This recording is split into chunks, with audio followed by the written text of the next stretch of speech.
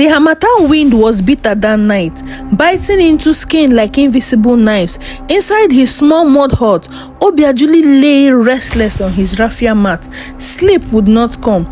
The silence of the village was heavy, unnatural, like the world itself was holding its breath.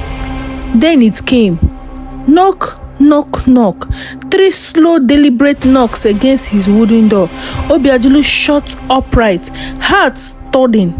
Midnight was for spirits, not visitors.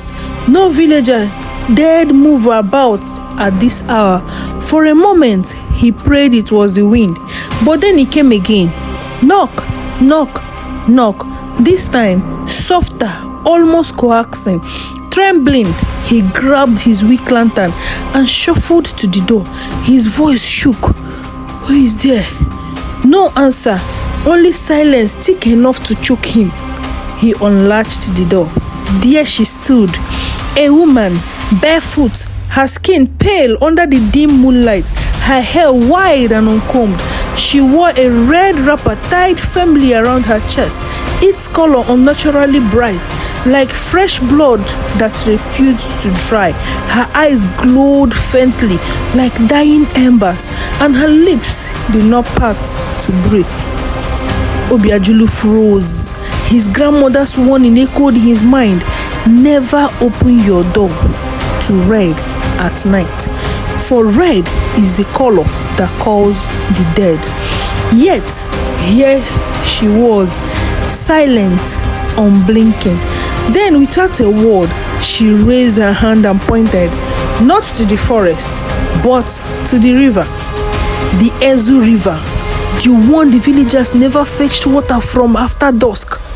The one whispered to be bottomless, where the drowned were said to keep dancing under the currents, dragging down whoever came near.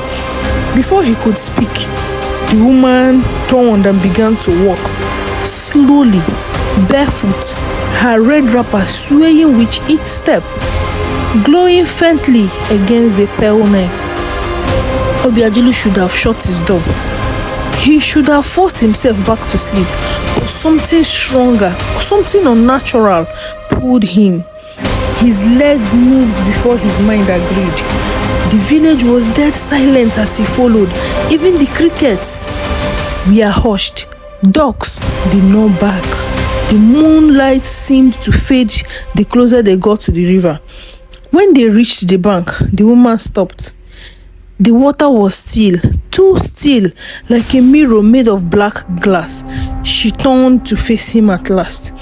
For the first time, her lips parted, but when she opened her mouth, no words came out. Obiajulu stumbled back, his lantern flickering wildly. His blood ran cold. The woman's eyes locked on his. Then, slowly, she stepped into the river.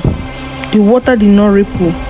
It swallowed her silently, as though welcoming her back home.